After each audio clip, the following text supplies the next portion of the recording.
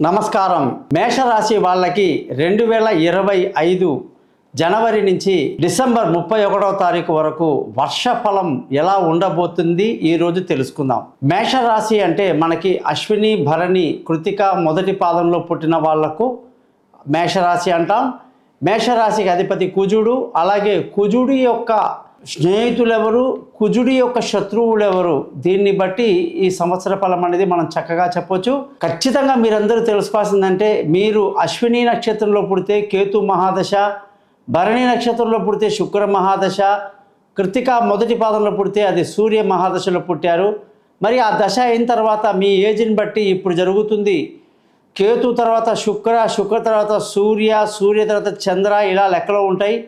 ఆ దశని బట్టి కూడా ప్రభావం ఉంటుంది. దాన్ని బట్టి మీకు అర్థమైంది ఏంటంటే, ఎవరైతే మేషరాశిలో నేను చెప్పిన ఈ నక్షత్రాల్లో పుట్టారో వాళ్ళు మీ జాతకాన్ని చూసుకోవటం వల్ల జరుగుతున్న దశ, ఆ దశకి అధిపతి ఎవరైతే ఉన్నారో, అది కేతు కావచ్చు, సూర్యుడు కావచ్చు, లేదా శుక్రుడు కావచ్చు, చంద్రుడు కావచ్చు, కుజుడు కావచ్చు, వాళ్ళ పరిస్థితిని బట్టి కూడా మనము ఈ 2025 సంవత్సరం ఎలా ఉందనేది చెప్పాలి.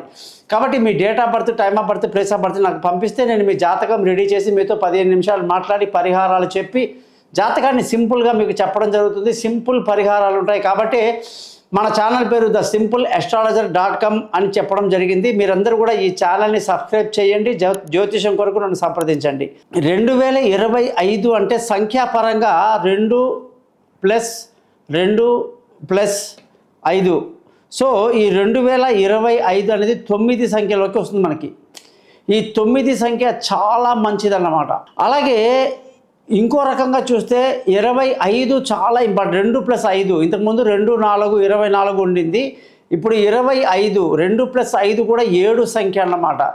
దీన్ని బట్టి మేషరాశి వాళ్ళందరికీ కూడా అనేక శుభాలు జరగాలని కోరుతూ, ముందుగా ఈ సంవత్సరంలో శని మార్పు మనకి 30వ తారీఖు మార్చి 2025 నాడు మీనరాశిలోకి శని ప్రవేశం జరుగుతుంది.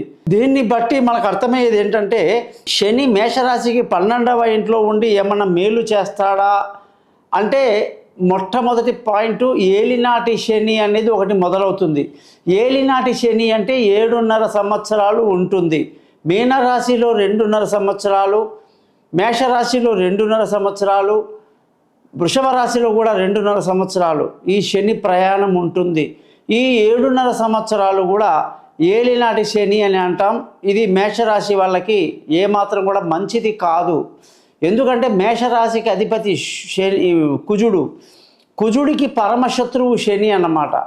అందుకే శని 12, 1, 2 ఈ 3 స్థానాల్లో ఎప్పుడైతే ప్రయాణిస్తాడో రాబోయే 7.5 సంవత్సరాలు కూడా ఏలినాటి శని ప్రభావము మేషరాశి మీద తీవ్రంగా ఉంటుంది. దానికే మనం పరిహారాలు చేసుకోవాలి.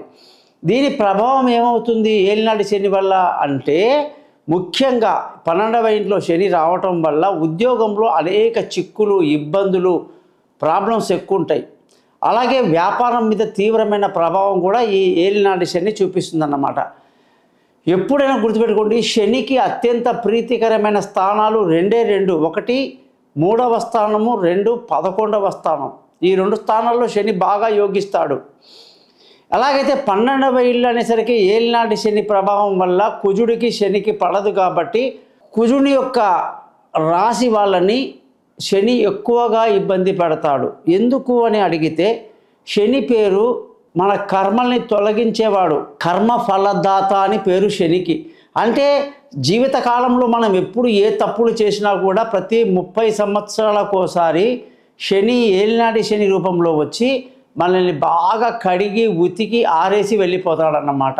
మరి దానివల్ల ఆస్తులు పోయిన వాళ్ళు, ఆరోగ్యం చెడిపోయిన వాళ్ళు, రోడ్డు మీద పడ్డవాళ్ళు, అనేక ఇబ్బందులు పడ్డవాళ్ళు, కష్టాలు పడ్డవాళ్ళు, అంతవరకు మహారాజులాగా కాళ్ళ మీద కాళ్ళు వేసుకొని బతికిన వాళ్ళందరికీ కూడా దేవుడు చూపిస్తాడనమాట. దేవుణ్ణి చూపించేసరికి మనకు ఆత్మని సందర్శింపజేస్తాడనమాట. ఆత్మకారకుడు అంటారు ఇన్ని. సో ఈ విధంగా శని బాగా ఇబ్బంది పెట్టేటువంటి జాతకం అన్నమాట ఇది. ఇదొకటి ఏలినాటి శని, అదొకటి గుర్తుపట్టు. రెండోది ఏంటంటే, ఉద్యోగం పట్ల, వ్యాపారం పట్ల ఎక్కువగా అయినా మనకి ఎఫెక్ట్ చూపిస్తుంటాడు. కాబట్టి మేషరాశి వాళ్ళు ఈ విషయంలో జాగ్రత్తగా ఉండాలి. రెండవ విషయం కానీ చూసుకుంటే, మనకి గురువు యొక్క మార్పు 15వ తారీఖు మే 2025న వృషభ రాశిలో నుంచి మిథున రాశిలోకి వెళ్తున్నాడు. అంటే ఈ రాశికి భాగ్యాధిపతి, అదృష్టాన్ని ఇచ్చేవాడు.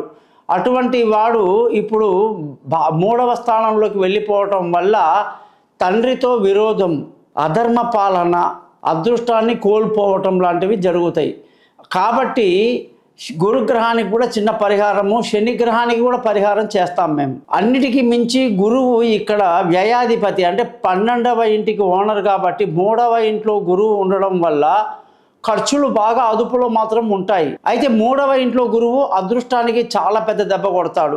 ఈ విధంగా గురువు మొత్తం సంవత్సరం అంతా మే 15 నుంచి ఉండబోతున్నాడు. అలాగే రాహు మార్పు 18 మే 2025. రాహు వచ్చేసి మేషరాశి వాళ్ళకి ఇప్పుడు 12వ స్థానంలో ఉండి ఈ రాహు కుంభరాశిలోకి రాబోతున్నాడు. 11వ స్థానము రాహు యొక్క రావటం వల్ల మేషరాశికి చాలా మేలు కలుగుతుంది.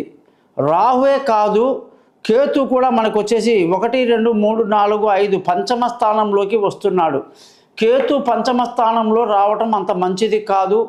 ఆధ్యాత్మిక చింతన, తీర్థయాత్రల విషయం వస్తే పిల్లల గురించి బాగా చింత, ప్రయాణాల్లో అనేక ఇబ్బందులు, అలాగే పిల్లల యొక్క భవిష్యత్తు గురించి ఎక్కువగా వర్రీసి ఉంటాయన్నమాట.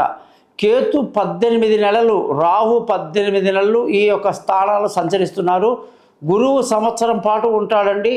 అలాగే శని గురించి మీకు చెప్పాను, మీన రాశిలో 2.5 సంవత్సరాలు అలా ప్రతి రాశిలో ఉంటాడు. సో ఇక్కడ రాహు వచ్చేసి 11వ ఇంట్లోకి రావటం కొంతవరకు మేలు కలిగిస్తాడు. అలాగే వ్యాపారంలో మంచిది, అలాగే మెడికల్ వైద్య రంగంలో ఉన్న వాళ్ళకి చాలా మంచిది, ఫార్మా ఇండస్ట్రీలో ఉన్న వాళ్ళకి కూడా చాలా మంచిది. ఇది రాహు ప్రభావం. సో కేతు ప్రభావం వల్ల సంతానం పట్ల చింతన, పిల్లల యొక్క ఆరోగ్యం పట్ల చింత, దూర విదేశీ ప్రయాణాల్లో ఇబ్బందులు, ఇలాంటివన్నీ జరుగుతాయి. మేషరాశి వాళ్ళకి ఈ సంవత్సరం మొత్తం కూడా రాహు తప్ప మిగతా ఏ గ్రహాలు కూడా అనుకూలంగా లేదు. మీరు మీ జాతకాలని పరిశీలించాలి, మీ దశ అంతర్దశ చూడాలి. అది బాగుంటే దీని నుంచి మనం ఈజీగా బయటపడవచ్చు. దీనికి ఉన్నటువంటి పరిహారాలు మనం తెలుసుకుందాం. కాబట్టి జ్యోతిషం కొరకు సంప్రదించండి. మీ గోపాలయ్య గారు. నమస్కారం.